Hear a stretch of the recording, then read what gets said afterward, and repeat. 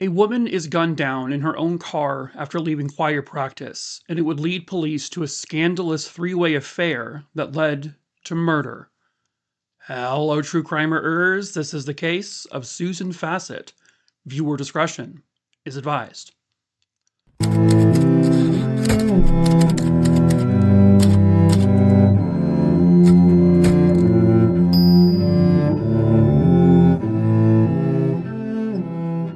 Susan Fassett was born in February of 1951. She was born in Pawling, New York. She was actually raised on a farm, and it sounds like she really loved kind of that quiet farm life. Growing up, Susan dreamed of one day becoming a teacher, just like her mom. She wanted to follow in her footsteps. But by the time she was exploring career paths in college, teaching jobs were just a lot harder to come by. So she ends up pursuing a different line of work, which would end up leading her to a more administrative type career path. In the 70s, she met a local Poughkeepsie, New York police officer named Jeff Fassett. The two of them hit it off after dating, and eventually they became married. Along the way, they had two boys who were fully grown by the time this case occurred. Susan had become a personnel director for Dutchess County, New York, a job she loved very much and she excelled at. Outside of work, she was well liked, and people had a lot of respect for her. She was this doting mother and wife, very caring, very kind, very loving. Her marriage with Jeff seemed to be doing fine, even though it sounds like there were rumors of their marriage starting to possibly deteriorate, but that wasn't actually confirmed. However, sadly, Susan's life would come to a very sudden end at the age of 48. It was October 28th, 1999, in Poughkeepsie, New York. Jeff Fassett was home with his two adult children watching TV. Susan, his wife, was actually at church choir practice, something Susan absolutely loved doing. She had been doing it for a very long time, actually most of her life, it sounds like. Sometime around 7:30 p.m., her husband Jeff would leave the house, he said, to go to the police station to pick up his paycheck because he was actually still a police officer. He told his sons that he would be home very shortly, and nothing about any of it to the kids seemed strange or out of the ordinary. It all was just very normal. Approximately an hour later, around 8:30 p.m., Susan Fassett is done with choir practice, which was at the Pleasant Valley United Methodist Church. Susan walked out with a group of people. Most of the group, it sounds like they were kind of lagging behind, still sort of talking to one another, just in conversation. But Susan kept walking on her own, and she was on her way walking towards the parking lot on her own. It's a relatively well-lit parking lot, I think, from what it sounds like. The others then suddenly heard a series of gunshots, and after a second or two, they all ran towards the parking lot to see what the heck just happened. They saw a light-colored car driving hastily away, but unfortunately, nobody saw the driver. Susan was in her car, and there was blood all over her. She had been shot. 911 is called, and paramedics arrive, but sadly, Susan did not survive the gunshots. She would be pronounced dead at the scene. She had been shot 5 times in the head. Now, because Jeff worked in the police department, they all knew Susan, so they wanted to know where Jeff was, and they immediately learned that that night he had left his home at 7:30 p.m., and he was not home between 7:30 p.m. and the time that this mysterious person shot and killed his wife, Susan. So police, obviously, they immediately, they had heard these rumors and these rumblings that Jeff and Susan were allegedly having issues in their marriage. So they kind of thought to themselves, that same night, my God, what if Jeff killed his wife out of these marital issues? Around this time, Jeff gets back home and his two sons are still watching TV when all of a sudden they hear sirens and they see a whole bunch of police lights and the cops surrounding his house. His own brothers in blue, essentially, now outside his home, pointing guns at the direction of his home.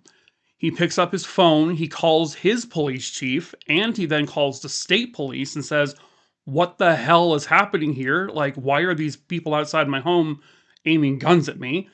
Because according to Jeff and his sons, none of the officers outside were actually saying anything. So after that, one of their sons picks up the phone and he calls the church to talk to his mom. And that's when he learns right then and there his mom had just been shot outside of the church. But they didn't tell the son that she was dead or anything like that. So he tells his dad, and then Jeff suddenly turns the lights off in the house, I guess trying to hide. I'm not entirely sure why, but police outside are like, okay, what the fuck is he doing? Is he getting his guns? And, we think he may have just shot his wife. Is he going to shoot at us too? Is he going to shoot his sons? Is he going to shoot himself? And this leads to a standoff that lasts roughly 2 hours or so before Jeff finally just caves in and he walks out of the house with his hands up, and so do his sons. And he basically, surrenders, quote unquote, to police. All three of the occupants of that house are forced down to the ground and they are all handcuffed. And because obviously they had no idea who was responsible for the shooting, but the son started to think, Jesus, our dad was gone. Did he just go out and shoot our mom? He was gone during that time. Is it possible he did this? Back at the scene of the crime, police are questioning everybody, and they're also looking at the evidence. The crime happened in a very quick time span. It seems that the killer was already in the parking lot waiting for Susan to come out.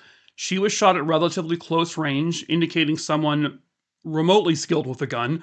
The fact that they were able to speed away quickly also gives the indication that this might have been some kind of hit job, that this was planned. This was a targeted attack. Susan Fassett was targeted specifically. There was no robbery. Her purse was in full view with money inside. No one heard an altercation or screaming. No one heard a fight. This was an in and out job. Back at the police station, Jeff is now being accused of maybe doing this. He swears up and down, I did not do this. Okay, well, where were you? They ask him. Well, shit, I don't have an alibi, he said, because at the precise time of the shooting, his whereabouts are genuinely unknown. Jeff also drove a light-colored vehicle similar enough to what witnesses saw, but he was adamant about his innocence. He told his coworkers, grill me all you want, you aren't getting a confession from me because I did not kill my wife. He also understands, though, why they have to interrogate him, why they're grilling him, because he is the husband after all. He knows that much as a police officer. Obviously, they're going to question me. But he told them, when you guys are done with me, I'm going to tell you exactly who to look at. Fred Andros. Fred Andros was known in the area. People did not like him. He was a jerk. He had a very ugly reputation. He, I guess, was a superintendent for the city of Poughkeepsie, and people fucking hated him, despised him. People referred to him as an absolute prick, a scumbag. But he did have a connection with Susan Fassett. They one day met by chance at City Hall one day, and from there, they started a relationship. So Susan Fassett was having an affair that lasted 3 full years before Jeff Fassett finally learned about it, roughly a month or so before the crime occurred. Jeff was suspicious of Susan's behavior, so he actually tapped his own phones to record her phone calls, and so that's how he learned about the affair. This obviously leads to him confronting Susan, which turns into a major argument and a screaming match, but at the end, Susan tells Jeff, I will end it now. It's over. It's done. And she did. She goes to Fred Andros and she stops the relationship. Allegedly, Fred was none too pleased with this. Fred was also married with kids, by the way. So now police have to look at him, because if there's a chance it's not the husband, surely it's the lover. They check his alibi. Fred Andros was home at the time of the murder. This is confirmed by his family and a police officer. They were actually sitting at their dinner table eating dinner at the time the shooting took place. There was a police officer who was either a friend or a family member with Fred who was having dinner with them that night, and he could verify the story that Fred was home. Fred came off as visibly upset when he learned of Susan's murder. He said, despite the breakup, he still very much loved Susan and cared for her and would never want to hurt her. The murder weapon would have been a .45 caliber gun, possibly a Ruger.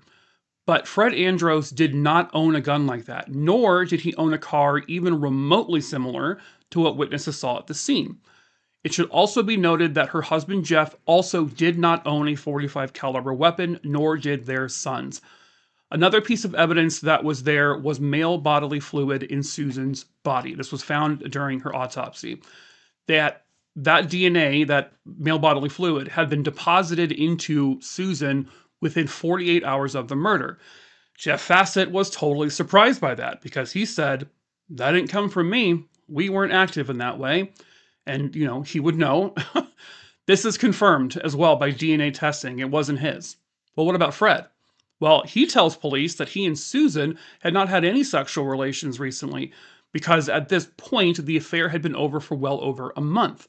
He said he had not seen her. He tells police that he was on certain prescriptions that actually prevented him from having sexual intercourse. He said the pills prevented him from getting it up, basically. That this had been an issue, he said, for quite some time now. But the local sex workers in the area would wholeheartedly disagree. Police learned that Fred had been cruising the streets on a nearly nightly basis, picking up sex workers, and these women would verify he was fully capable of sex. But why lie about having sex with Susan? They asked him for his DNA. He said, nope. Police were unable to compel him to provide DNA because they lacked the evidence to get the warrant from a judge. But could that semen have come from another man? But there are no other men known to be connected to her in that way, just Jeff and Fred. And they really tried to find other men, but they came up empty. And if the DNA didn't match Jeff, then there's only one other man that could have left it. But how can they get his DNA? One detective decides, I'm going to invite Fred for lunch. He can come sit in my car, we'll have lunch, we'll talk about the case in friendly confines. This is all to get Fred to let his guard down. The detective buys Fred lunch, and at first, Fred is not touching any of the food or his drink. But after talking in length, Fred finally uses the straw on the drink. Fred leaves the car, and he leaves the cup behind. The detective takes the straw, while of course wearing gloves, puts it into an evidence container. The tests find DNA on the straw, so they know it came from Fred Andros. Next, they see if it's the same DNA left with Susan. It was.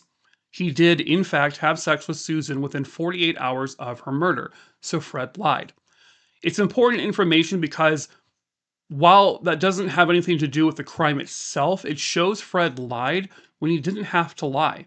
It also puts him into much closer contact with Susan time-wise than he said.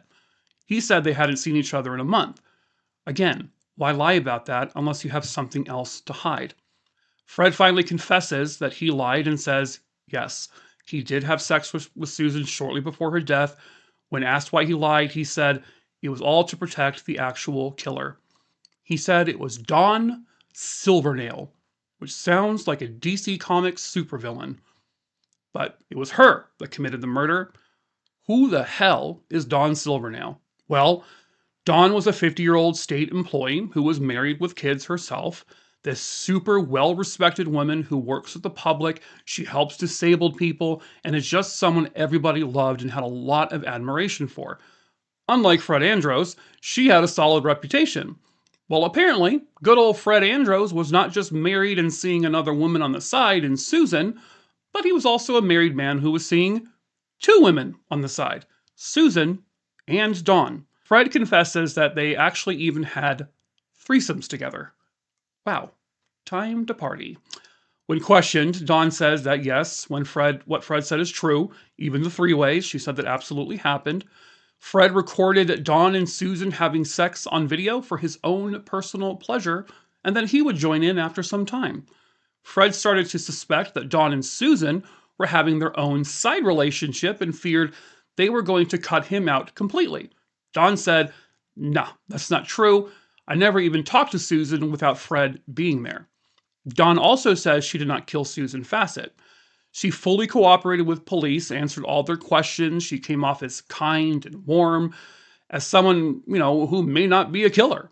But she did own a .45 caliber gun, and she drove a car that looked damn near identical to the one seen by witnesses.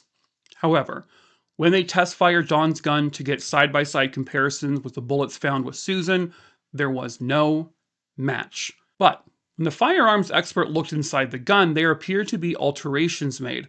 the rifling had been removed from the gun, which means that no matter what, that gun was never going to match any bullet if it was tampered with after the murder. But there was a way to test. Dawn's neighbors told police that she and her husband used to fire their guns at trees in their backyard all the time. So detectives go to her home, and in fact, they find several old bullets that they can pull from these trees. This time, a bullet found in a tree behind Dawn Silvernail's home, was an exact match with the bullets found in Susan. Came from the same gun. When this evidence was shown to Dawn, defeated, she said, quote, "Okay, yes, I shot that poor woman." That night, Dawn drove up to the church, saw Susan get into her car. Dawn rolls down her window, sees Susan put on her seatbelt, and then Dawn says she just lifts the gun and fires 5 rounds into Susan Fassett through Susan's window, and then she sped away. Dawn accuses Fred Andros of wanting Susan dead because it pissed him off so much that Susan ended the affair, that nobody leaves Fred Andros. Nobody crosses Fred that way. Calm down, dude. Your name is Fred, for God's sakes. Okay, but what led to the shooting?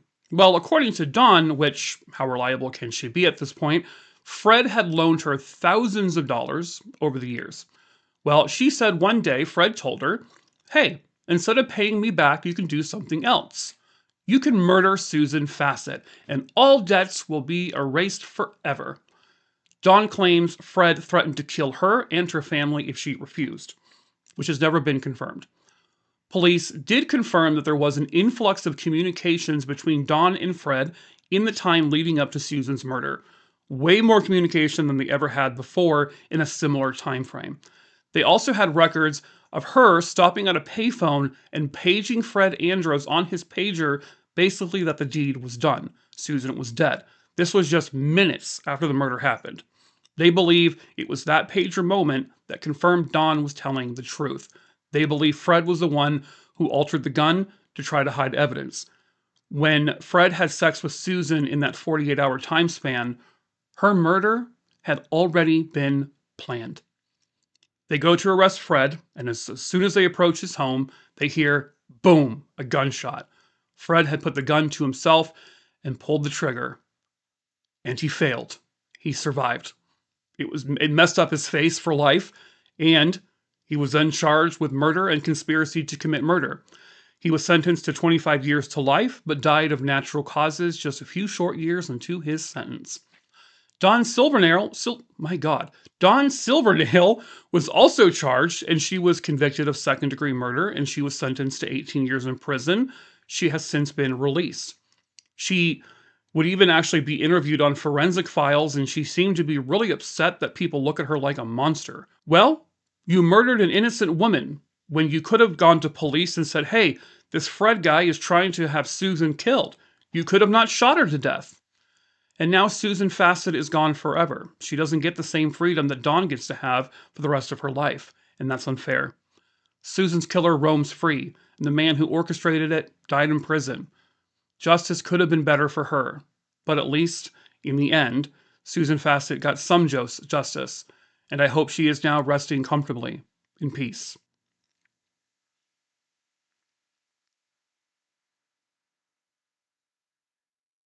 But that is it for this case, True Crime Rooney Dooney Dingleberry Dongs. Hope you found it interesting. As usual, if you're new to this podcast, please follow it along, subscribe to it, or whatever you do. I also tell long-form true crime stories over on YouTube, so please subscribe over there. I have a TikTok where I tell true crime stories as well. All the places I'm the same name, Making a True Crimer, the way you see it here.